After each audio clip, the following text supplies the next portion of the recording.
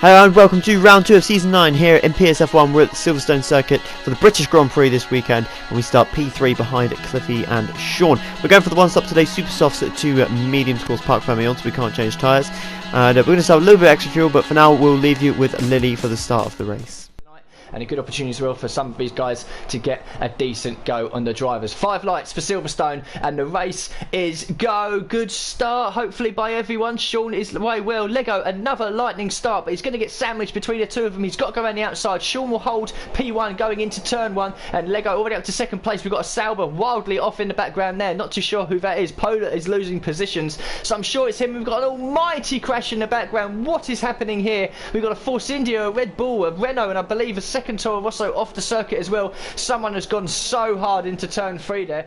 So we just get another view of the start here from on board, and as you can see I actually managed to jump Cliffy off the line. So we're just right on board this time. As you see, a couple of cars went off the circuit as well, so we managed to get a really good start, really good initial getaway as well. And I thought we could get past Sean here. We just didn't quite have the speed. It is a very high speed turn 1, so we got squeezed out a little bit here, and we actually got onto the grass here because we looked behind. We weren't particularly concentrating on where we were going. Have a look up the inside here on Sean, but he's got the speed and he's got the line, and that pretty much seals out what happened for the first lap. We had a little bit of a tag there with Cliffy. He just tagged my rear left, but nothing doing there. And we didn't really have a chance to get past Sean in the next few laps. So lap 4, this is probably, I think, the second closest we get. Go to the outside, he defends the inside into Brooklands. We try to outbrake him around the outside. It's a long way around there though, and of course he just holds the inside for Luffield.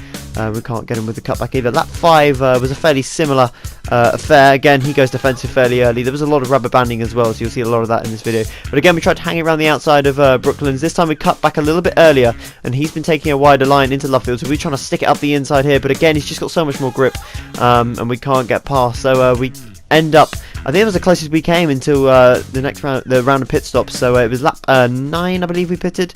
As you can see, lap 8 actually, sorry. So we came into the pits, Maxi followed us in, and we were a little bit held up here, but nothing too major. And we actually came out behind Smertens in the end, so we came out in P11. And as you can see, we actually passed Smertens in the same lap, so that was actually very, very quick that we managed to catch up to him. And he's not going to put up a fight at all. We've got the DRS, we've got the rich fuel engaged. With, of course, those fresh mediums flat up the inside, and that is our pursuit to try to get that undercut on Sean, because of course Sean didn't pit, really get the and then this down happened. Here for the second half of this lap, because I'm pretty sure that Sean would have seen him pit behind him, and he will be in at the end of this lap. If he stays out any longer, he will lose the lead. Nope, he is in then. This will almost certainly be. Oh, and he's got a 5-second stop-go penalty for speeding in the pit lane. I just saw the notification come up there. So of course Sean had a 5-second stop go for speeding in the pit lane, which is probably why he managed to get out in front, as you can see here.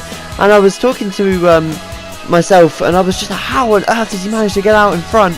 But we managed to stay with him up until lap 18 now, where my teammate Officer 1, who's been on the medium since the start, he's on very, very dead mediums now. As you can see, we're gaining through Maggots and Beckett's. We actually caught him by 2 seconds in a lap. Sean lost a bit of front wing because he just misjudged 1's speed, and that promotes us into P1 now.